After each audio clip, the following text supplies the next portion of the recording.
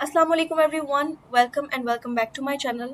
I hope you're all fine and doing great in life. आज की जो video है इट्स एक्सट्रीमली क्रूशियल। आज हम डिस्कशन करने जा रहे हैं ऑन यूरोपियन हिस्ट्री। हम देखेंगे कि यूरोपियन हिस्ट्री बेसिकली कैसा ऑप्शनल सब्जेक्ट है फॉर सीएसएस सिलेक्शन। इसके अलावा आपको पता होगा कि यूरोपियन हिस्ट्री जो है वो हिस्ट्रीज़ वाले ग्रुप में शामिल है जो सीएसएस के सिलेबस के अंदर दी होती हैं। इसके अंदर दूसरी हिस्ट्रीज़ जो है उन वो भी शामिल हैं, जैसे हमारे पास बहुत ही फेमस जो है वो आपके पास यूएस हिस्ट्री आ जाती है, ब्रिटिश हिस्ट्री आ जाती है, यूरोपियन हिस्ट्री आ जाती है, इंडो पाक हिस्ट्री एंड इस्लामिक हिस्ट्री। ठीक है। अच्छा, जो आपकी ब्रिटिश हिस्ट्री है उसके अंदर आप सारा जो पढ़ते हैं वो यूनाइटेड किंगडम के बारे में पढ़ते हैं। यूनाइटेड किंगडम यूके जिसका कैपिटल लंदन है। ठीक है। इसके अंदर आपका जो स्कॉटलैंड है और आयरलैंड है ये भी शामिल है। ठीक है। ये यूनाइटेड किंगडम की हिस्ट्री हो गई। यूएस हिस्ट्री जो है उसके अंदर क्या होगा कि आपने पूरा यूएस जो है वो स्टडी करना है। उसके अंदर जितने भी 52 स्टेट्स होते हैं उनकी हिस्ट्री आ जाएगी। ठीक है। इसी तरह से इंडो पाक हिस्ट्री का तो आपको पता है, इंडिया और पाकिस्तान की जो हिस्ट्री है सब कॉन्टिनेंट की वो इसमें आ जाएगी। इसके अलावा जो आपकी इस्लामिक हिस्ट्री है उसके अंदर आप इस्लामिक हिस्ट्री के अंदर जो हमारी इस्लाम से रिलेटेड हिस्ट्री है वो सारी पढ़ेंगे। और इसी तरह से जो हमारे पास यूरोपियन हिस्ट्री होती है उसके अंदर आपने जो यूरोप का कॉन्टिनेंट होता है उसकी हिस्ट्री बेसिकली पढ़नी होती है। अच्छा, यूरोप का जो कॉन्टिनेंट है अगर आपको नहीं पता, I will give you a little know how, ताकि आपको समझने में आसानी रहे। और ये वीडियो जो होगी इसके अंदर हम क्या करेंगे कि जो जितने भी यूरोपियन हिस्ट्री इसके अंदर जो ब्रीफली हम हर टॉपिक को देखते जाएंगे कि इसमें क्या शामिल होगा क्या शामिल होगा। ठीक है। और दूसरी बात, एक और चीज़ आपको मैं बताऊँ यूरोपियन हिस्ट्री के बारे में मज़ेदार, वो ये है कि ये सब्जेक्ट बहुत कम स्टूडेंट्स ऑप्ट करते हैं। ज़्यादातर जो स्टूडेंट्स का रुझान होता है वो यूएस हिस्ट्री की तरफ होता है। उसकी रीज़न ये है कि may be it's because of the trend, लेकिन आई बिलीव कि European history is also very interesting और वेरी स्कोरिंग। अगर आप इसको अच्छे तरीके से कर लेते हैं तो इसके अंदर काफ़ी अच्छा आप स्कोर कर सकते हैं। और दूसरा ये है कि इसके अंदर कंपटीशन जो है वो कम होता है बिकॉज कम स्टूडेंट्स होते हैं। तो चलें जी, विदाउट फर्दर डिले हम स्टार्ट करते हैं। अच्छा जी, यूरोपियन हिस्ट्री के बारे में अगर हम बात करते हैं तो अगर ये हमारा ग्लोब है, ठीक है, इसके अंदर आपको पता होगा कि इस साइड पे है यूएस। ठीक है। यहाँ पे आपका हो गया, यहाँ पे समझ लें अंटार्कटिका हो गया, उसके बाद यहाँ पे ऑस्ट्रेलिया हो गया, फिर उसके बाद आपका ये वाला जो कॉन्टिनेंट है ये हो गया अफ्रीका, फिर इसी तरह से आपका इंडिया पाकिस्तान आ जाता है, उसके साथ ही रशिया, एंड रशिया के साथ ये वाला जो सारा एरिया है, अब ये समझ लीजिए कि ये रशिया है। ठीक है। I am just giving tentative idea कि क्या है। और ये जो आपके पास ये कॉन्टिनेंट है पूरा रशिया के साथ, ये आपका जो है वो यूरोप होगा। ठीक है। और यहाँ पे इसका जो यूनाइटेड किंगडम वगैरह है वो शामिल है। ठीक है। ये यूएस हो गया, इसी तरह से इसको मिला देना चाहिए था, ये अफ्रीका है। ठीक है। यहाँ पे आपका पाकिस्तान, इंडिया, और ये हो गया आपका ऑस्ट्रेलिया हो गया। ठीक है। इस तरह से ये आपका अंटार्कटिका हो गया। So this is the continent basically. ये इसकी जो हिस्ट्री होगी वो यूरोपियन हिस्ट्री कहलाती है। इसके अंदर आपके सारे जो यूरोपियन स्टेट्स हैं वो आ जाते हैं, Italy, France, Germany, Austria, Hungary. ठीक है। इस तरह के जितने सारे एम्पायर्स हैं, रशियन एम्पायर आ जाता है। तो अभी हम देखते हैं कि इसके अंदर आपका सिलेबस क्या है, इसमें आप क्या पढ़ेंगे। अच्छा, अगर इसकी सिलेबस की हम बात करें तो ये जो सिलेबस है ये फ्रेंच रेवोल्यूशन से स्टार्ट होता है। ठीक है। इसके अलावा ये एंड होता है करंट, यानी कि जो आपका सिनेरियो चल रहा है ना यूरोप के अंदर, वहाँ तक ये एंड होता है। ये देखिए, ये सिलेबस 2012 का ये अपडेटेड है, तो यहाँ तक जो है वो इसके अंदर ये सारा जो है वो शामिल होगा। ठीक है। अच्छा, अब चलते हैं हम अपने सिलेबस की तरफ। अच्छा देखिए, ये जो आपका यूरोपियन हिस्ट्री का पहला जो टॉपिक होगा ना वो होगा फ्रेंच रेवोल्यूशन। फ्रेंच रेवोल्यूशन जो है वो फ्रांस के अंदर मोनार्की एग्जिस्ट करती थी। मोनार्की कहते हैं कि एक बादशाह जब हुकूमत करता है ना, हुकूमत बादशाह की थी। ठीक है। उसको ओवरथ्रो किया था। किस तरह से वो ओवरथ्रो होती है, इसके अंदर फ्रेंच रेवोल्यूशन की वजह क्या बनती है। लुइस 16 जो था ना वो वहाँ का बादशाह था। ठीक है। उसकी जो हुकूमत है उसको टॉपल किया गया था, उसको उन्होंने जो है वो कैसे उसको उसकी हुकूमत को गिराया। ठीक है। क्या उसके अंदर सिचुएशन सारी बनी, वो सारा आपने इसके अंदर पढ़ना होगा। इसके अंदर सारे आपके जो कॉजेज़ वगैरह हैं वो आ जाते हैं। अच्छा, इसके अंदर मैं आपको बताती चलूँ कि अगर आप बहुत अच्छी अंडरस्टैंडिंग लेना चाहते हैं ना यूरोपियन हिस्ट्री की या किसी भी इनफैक्ट किसी भी सब्जेक्ट की, तो उसके मुताबिक मूवीज़ और सीजन्स जो हैं वो सर्च किया करें। अब जैसे अगर फ्रेंच रेवोल्यूशन की मैं बात करूँ तो इसके ऊपर एक बहुत मज़े की जो सीरीज़ है वो मौजूद है, यूट्यूब पर आपको आसानी से मिल जाएगी। और आप लिखेंगे फ्रेंच रेवोल्यूशन और मूवी बनी है 1989 के अंदर। ये जो मूवी है ये 2 पार्ट्स में आपको मिलेगी, पार्ट 1 एंड पार्ट 2। दोनों जो है वो 3 आवर्स के टोटल हैं, तो ये 6 आवर्स की पूरी एक मूवी है। It's very interesting. लेकिन ये है कि ये आपको फ्रेंच में मिलेगी और उसको नीचे आपको सबटाइटल्स जो है ना उससे आपको इसको एंजॉय करना पड़ेगा। अगर मैं अपनी बात करूँ, I enjoyed it a lot. बहुत मुझे मज़ा आया ये मूवी देखकर। अगर आप ये देखेंगे इससे आपकी अंडरस्टैंडिंग बेहतर होगी, आपको समझ आ जाएगी। आपको जो कैरेक्टर्स आएंगे ना फ्रेंच रेवोल्यूशन में, जैसे नेपोलियन बोनापार्टे, तो उसका कैरेक्टर आप उसको पर्सोनिफाई कर सकेंगे। इसी तरह से इसके अंदर जितने सारे लुइस 16 आ जाता है, उसकी वाइफ है, ठीक है, वो सारे कैरेक्टर्स जो हैं वो आपके माइंड में आ जाएंगे।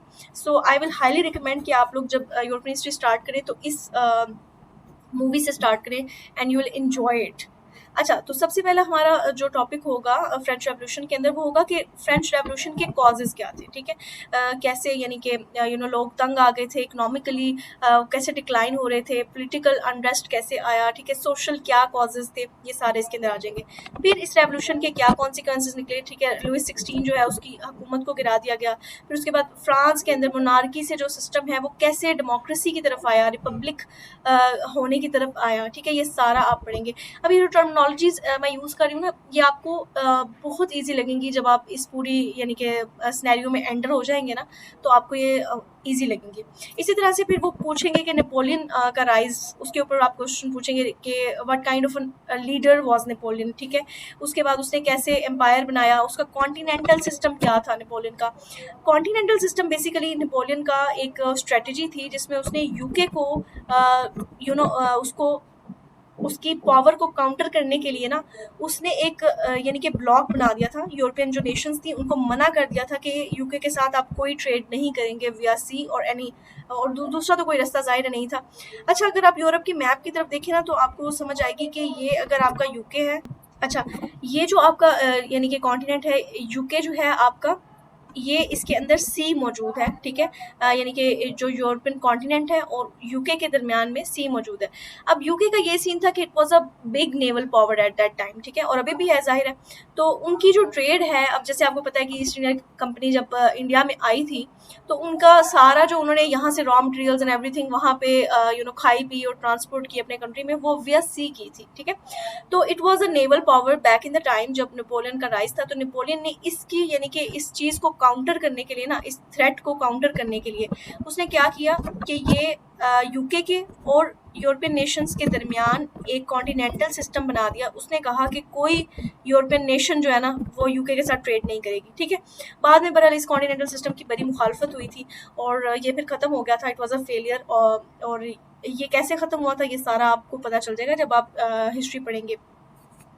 इसी तरह से आपने उसके बाद आएगा फॉल ऑफ नेपोलियन। नेपोलियन को जो है वो किस तरह से उन्होंने टॉपल किया सारी यूरोपियन नेशंस ने। 1815 के अंदर जो है ना एक फाइनल जंग होती है जिसके अंदर नेपोलियन को वो हरा देते हैं, ठीक है? ये सारा आपका आ जाएगा। So this was the first topic. जो फर्स्ट टॉपिक होगा वो फ्रेंच रेवोल्यूशन होगा।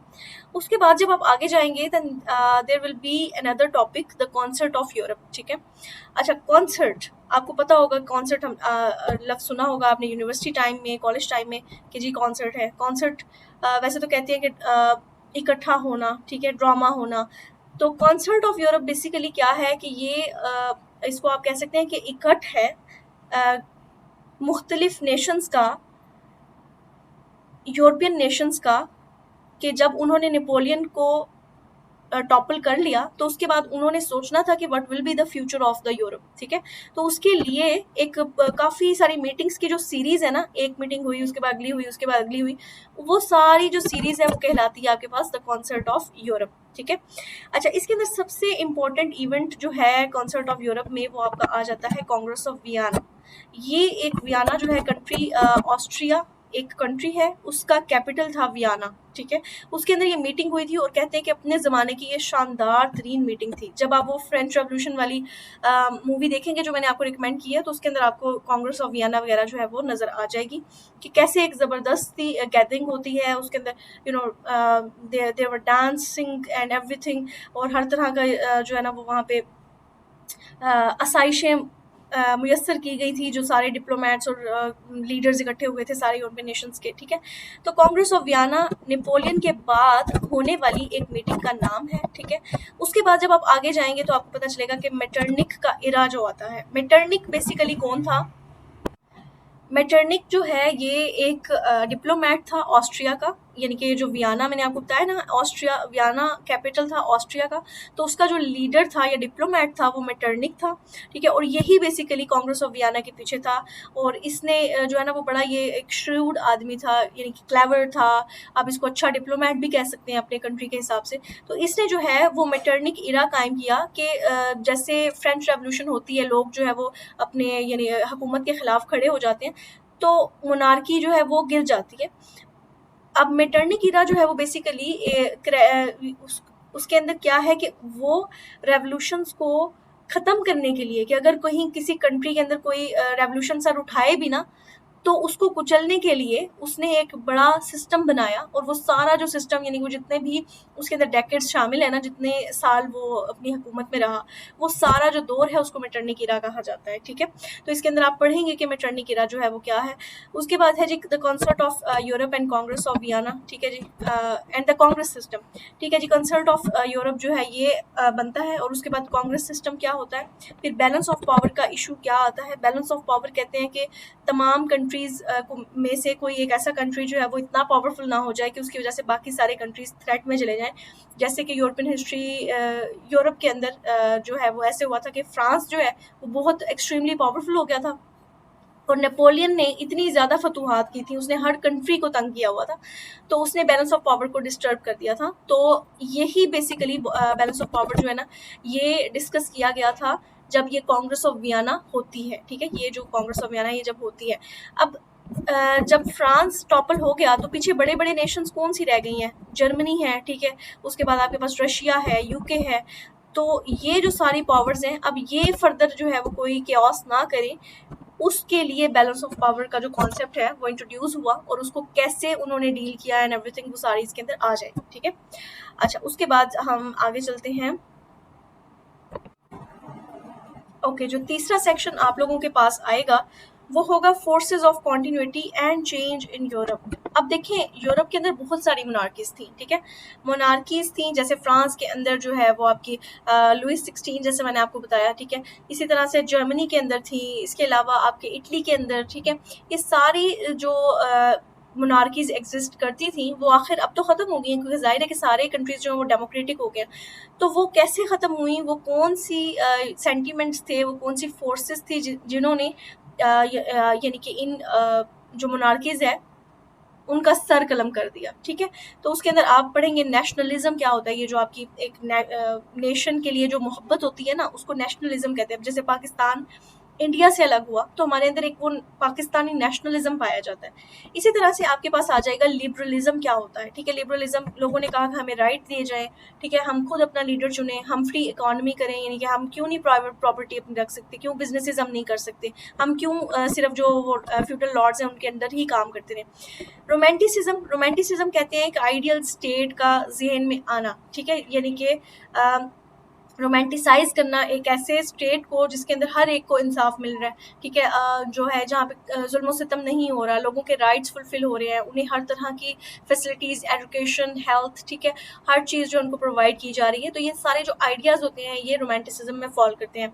इसी तरह जी आ जाता है सोशलिज्म क्या होता है, ठीक है। सोशलिज्म एक कॉन्सेप्ट बड़ा ये उभरा था, आपको अगर आप फर्दर पढ़ेंगे तो आपको पता चलेगा कि बड़ी ये जो कोल्ड वार अभी नीचे आएगी तो मैं आपको बताऊंगी कि कैसे कम्युनिस्ट और कैपिटलिस्ट जो कंट्रीज थे उन्होंने यानी कि उनकी कैसे एक जंग चलती है जिसको कोल्ड वॉर कहा जाता है, ठीक है। तो उसी दौर की प्रोडक्ट है ये जो 1815 से 1848 का दौर है, इसकी प्रोडक्ट है सोशलिज्म। सोशलिज्म एक ऐसा कॉन्सेप्ट है जिसमें कहा जाता है कि जैसे मिसाल के तौर पे आप समझ लें कि ये एक फैक्ट्री है, ठीक है। इस फैक्ट्री का एक ऑनर है। अब उस ऑनर के अंदर 200 पीपल जो है वो काम कर रहे हैं, ठीक है। अब सपोज फॉर एग्जांपल कि ये फर्नीचर की फैक्ट्री है, तो जो मजदूर हैं वो ही ज़ाहिर है जंगलात में जाते हैं, वो लकड़ियाँ लेकर आते हैं, ठीक है। फिर उसके बाद वो अगले मजदूरों को दे देते हैं जो कि कटर्स के ऊपर काम कर रहे हैं, वो उनको कटर्स करते हैं। फिर आगे वो पॉलिशिंग वाले मजदूरों के पास चले जाते हैं, एंड पे करते कराते वो फर्नीचर आइटम्स बन जाते हैं। फिर वो जो फर्नीचर आइटम्स हैं उनको जो ट्रांसपोर्ट करके आते हैं लोगों के घरों तक, वो भी मजदूर हैं, ठीक है। अब सोशलिज्म का कॉन्सेप्ट ये कहता है कि जब ये सारा काम जो है ये मजदूर कर रहे हैं, तो वो जो एक big sum of profit, like for example अगर 100% आपको प्रॉफिट आया है, उसमें से 90% तो वो जो एक ऑनर है वही रख लेगा ना, तो पीछे 10% जो है वो डिस्ट्रीब्यूट कर देगा इनमें लेबर्स में। सोशलिज्म का कॉन्सेप्ट ये कहता है कि why not to give the 100% of the profit to the to the labourers. तो ये सोशलिज्म है कि जो एक फैक्ट्री है या इंडस्ट्रीज हैं या कोई भी आपका सिस्टम है, उसको डिवाइड कर दें equally between the people, between the labourers. इसी तरह से आपके पास आगे जो दौर आता है वो आ जाता है इंडस्ट्रियल रेवोल्यूशन का, ठीक है। कि कैसे इंडस्ट्रीज़ जो है वो बनती हैं इन सारे यूरोपियन नेशंस के अंदर, ठीक है। और वो दौर जो है वो फिर कैसा आता है। फिर उसके बाद आपके पास आ जाएगा जी कॉलोनियलिज्म। इसके अंदर जैसे ये जो बड़े बड़े कंट्रीज़ हैं ये कैसे अपनी कॉलोनीज़ बनाते हैं गरीब मुल्कों को, ठीक है। जैसे फॉर एग्जांपल यूके ने कॉलोनी बनाया था इंडिया को। इसके अलावा इंडिया जो है वो ओनली कॉलोनी तो नहीं था ना उसका, उसकी अफ्रीका के अंदर बहुत सारी कॉलोनीज़ थी, ठीक है ना, एवरीथिंग। उसके बाद जी कॉन्सिक्वेंसेस क्या हैं जी, नताइज क्या हैं इन सब के हुए, ठीक है। अच्छा, उसके बाद जो चौथा हमारा टॉपिक होगा यूरोपियन हिस्ट्री के सिलेबस में, वो होगा ईस्टर्न क्वेश्चन, ठीक है। अच्छा जी, now what is Eastern Question. अच्छा, आपको मैं आम लफ्ज़ों में समझाती हूँ। ईस्टर्न क्वेश्चन ये है कि आपको पता है कि समझ लें कि ये यूरोप है, ठीक है। यहाँ पे यूके है, अच्छा यूरोप है। उसके बाद ये साथ में रशिया है, उसके बाद ये यहाँ पे ये जो सारा यहाँ पे आपका समझ लें ये इटली होगा, ये ग्रीस एंड एवरीथिंग। और ये जो एरिया है ना ये ऑटोमन एम्पायर है, ठीक है। ऑटोमन का एम्पायर जो है वो बहुत बड़ा एम्पायर था, सल्तनत उस्मानिया। इसके ऊपर एक सीरीज़ भी मौजूद है, आई थिंक खुरम सुल्तान और समथिंग। तो देखने ना लग जाइएगा, it will be a waste of time. अच्छा, अब क्या है कि जब ऑटोमन्स का दौर था, सल्तनत उस्मानिया का दौर था, उस वक्त क्या था कि ये जो यूरोप के कुछ कंट्रीज थे, ठीक है, इस यहाँ पर और ये जो सारा पार्ट है ये ऑटोमन्स के अंडर था, ठीक है। उनका कंट्रोल था इन सारे एरियाज पे। अब वो क्या कहते हैं कि आहिस्ता आहिस्ता क्या हुआ कि जब ऑटोमन्स ने अपनी टेरिटरीज को लूज करना स्टार्ट कर दिया, ठीक है, तो उस वक्त जो ईस्ट में कंट्रीज मौजूद थे, ईस्ट में कंट्रीज जिसके अंदर आपके बाल्कन स्टेट्स वगैरह जो है वो आ जाते हैं। And let me show you through the map. अच्छा, ये देखिए ये हमारे पास मैप मौजूद है। इसके अंदर आपको ये जो सारा नज़र आ रहा है ये ऑटोमन एम्पायर है, ठीक है। उसके बाद थोड़ी सी अंडरस्टैंडिंग भी ले लेते हैं। ये यहाँ पे रशिया है, ठीक है। ये आपका हो गया पोलैंड है इसके साथ, ठीक है। उसके बाद ये आपका ये फ्रांस है, ठीक है, जहाँ पे फ्रेंच रेवोल्यूशन हुई थी। ये देखें ये है ग्रेट ब्रिटेन। फिर यहाँ पे ये स्पेन है, ये पोर्चुगल है। इसके अंदर छोटे छोटे कंट्रीज हैं, स्विट्जरलैंड हो गया, ठीक है। ये जो आपको ये शेप नज़र आ रही है ना, ये है आपके पास इटली, ठीक है। अब ये जो सारा एरिया है इटली के साथ, ये आप सारा देखें, ये जो ये ऑरेंज सा कलर है ये सारा आपका ऑटोमन एम्पायर है, ठीक है। अब ये वाला जो एरिया है ना, दिस वन, ये सारा ईस्टर्न कंट्रीज इनको कहते हैं। इसके अंदर आप देख लीजिए आपके पास क्या आ रहा है, बल्गारिया आ गया, ठीक है। उसके बाद आपके पास ये यूगोस्लाविया, अगर आपने नाम नहीं सुना हुआ तो ये देखें, यहाँ पे आ गया आपके पास बॉस्निया, ठीक है। बाल्कन स्टेट्स आपके इसके सारे आ गए। बाल्कन इनको बोला जाता है या ईस्टर्न कंट्रीज भी बोला जाता है। अब जब सल्तनत उस्मानिया जो है वो ख़त्म होना शुरू हुआ तो उनका कंट्रोल इस वाले एरिया के ऊपर ख़त्म होना शुरू हो गया। अब उससे क्या होता है कि एक क्वेश्चन अराइज होता है, ईस्टर्न क्वेश्चन जिसको हम कहते हैं कि what will happen to these eastern countries. कि अब जाहिर है कि इनके ऊपर ऑटोमन्स का कंट्रोल था, वो कंट्रोल अगर उन्होंने लूज कर दिया, इसका मतलब है कि पावर वैक्यूम आ गया।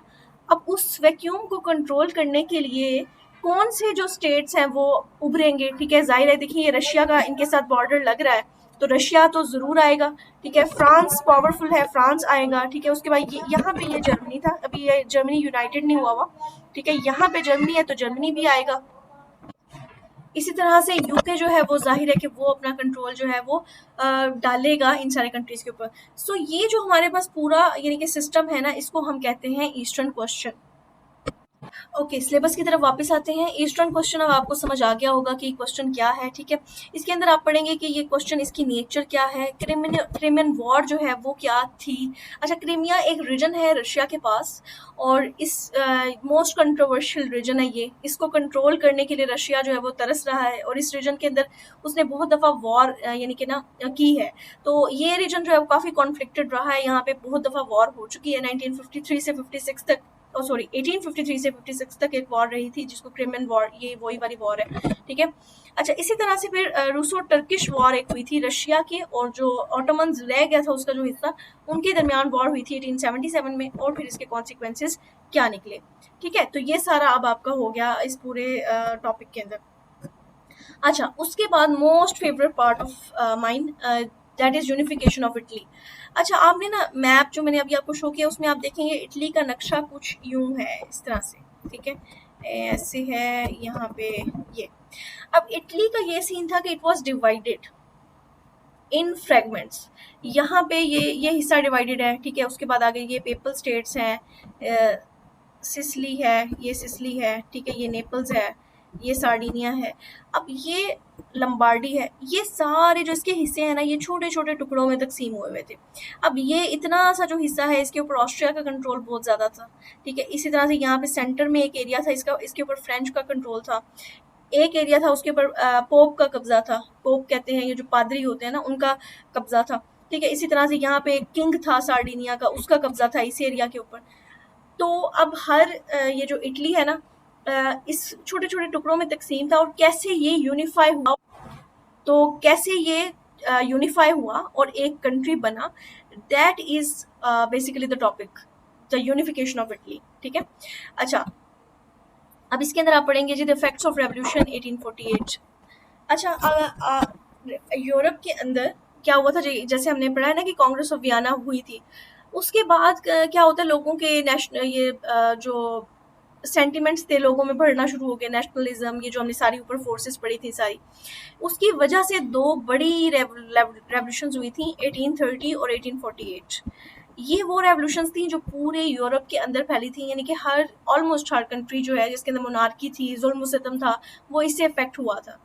अब ये जो बेसिकली ये जो रेवोल्यूशंस है ना, इनका असर हुआ लोगों के ऊपर कि हमें तो जी अपना एक अलग मुल्क चाहिए, हमने यूनिफाई होना है, ठीक है। जैसे एक अब देख लें इटली है ना, जैसे इटली मैंने आपको बताया कि इतने टुकड़ों में तकसीम था, तो अब उसके इतने टुकड़े हैं, एक ही लैंग्वेज वाले बोलने वाले लोग हैं, उनको आप दो टुकड़ों में तकसीम कर देंगे ना, उनमें ऑटोमेटिकली जो नेशनलिज्म के सेंटिमेंट्स है वो जागना शुरू हो जाएंगे। वो कहेंगे हमें तो एक करो भाई, हम हमारी लैंग्वेज एक है, हमारा कल्चर एक है, ठीक है।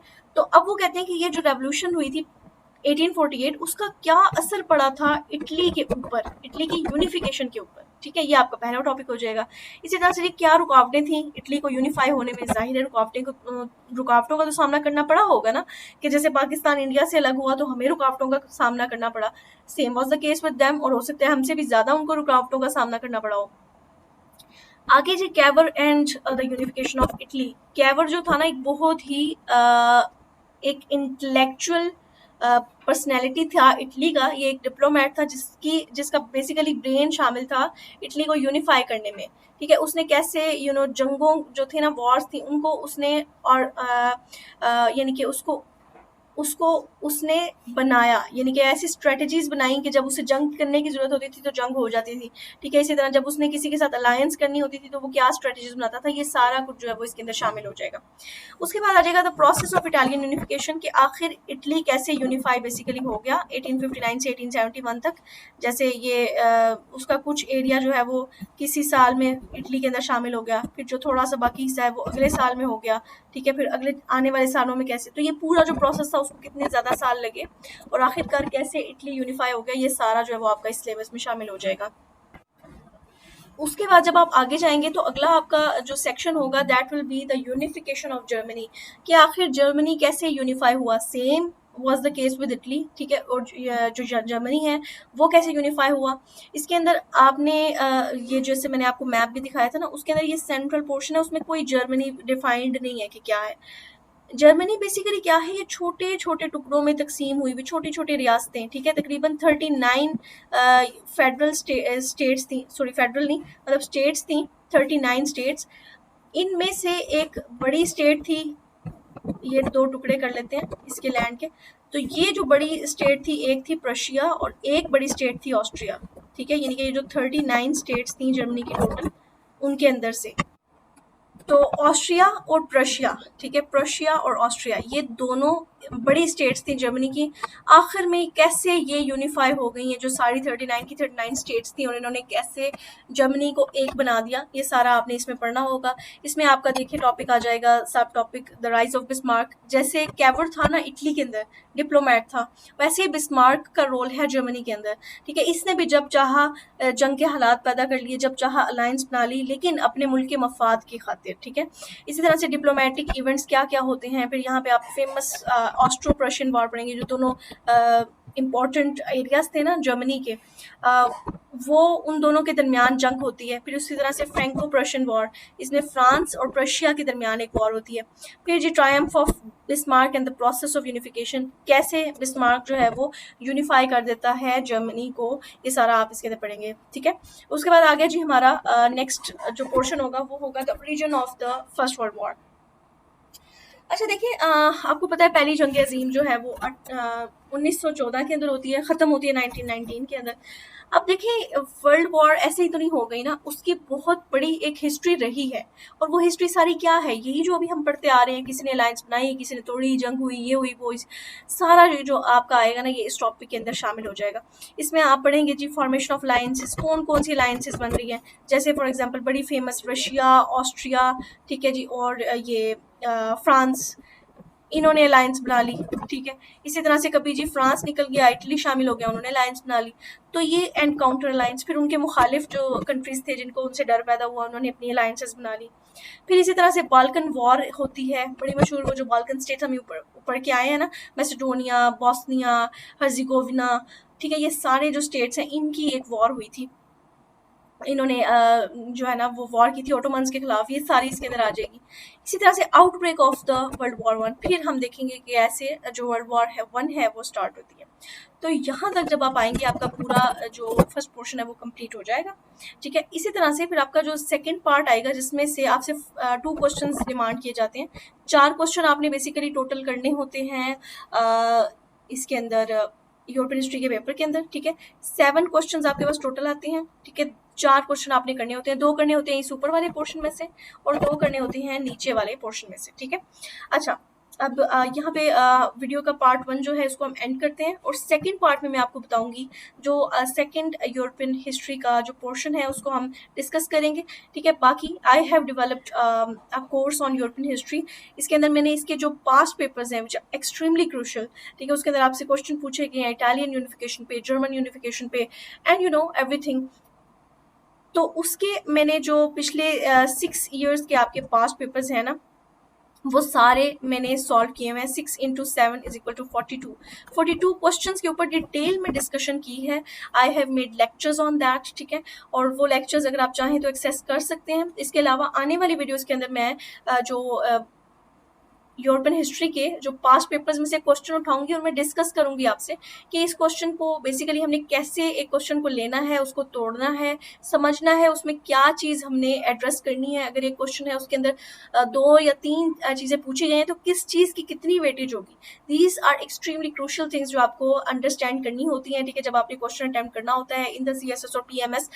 तो वो सारा जो है वो मैं आपको आने वाली वीडियोस में बताऊंगी। आप यूरोपियन हिस्ट्री के जो मैं फर्दर क्वेश्चंस पास्ट पेपर्स से उठाकर सॉल्व करूंगी वो वीडियोस देख लीजिएगा, ठीक है। बट जाहिर है कि मैं 42 के 42 क्वेश्चंस तो नहीं यहाँ यूट्यूब पे सॉल्व कर सकती। सो मैंने वो सारे जो क्वेश्चंस हैं वो उनका यानी कि लेक्चर्स बनाकर उसको अपलोड किया हुआ है। I will provide the link to दो students who will purchase the course, ठीक है। So the interested students will contact me on the number given on the screen, और आप मुझसे जो है वो कोर्स ले सकते हैं। और उसके बाद आई डोंट थिंक कि कोई गुंजाइश रह जाएगी कि आपकी यूरोपियन हिस्ट्री जो है वो तैयार नहीं हुई, and you will be you know hopeful कि आप इसमें मैक्सिमम स्कोर कर सकेंगे इंशाल्लाह। ठीक है, बाकी stay tuned for the part 2 of European history syllabus. बाकी अपना बहुत सारा ख्याल रखें, and if you have like the video so for तो उसको लाइक ज़रूर कर दें, सब्सक्राइब कर दें, so that you don't miss any important video that I upload in the future. ठीक है, बाकी you can contact me as a teacher, I will guide you whatever the guidance you require. And बाकी अपना बहुत सारा ख्याल रखें। अल्लाह हाफिज़, टेक केयर, बाय बाय।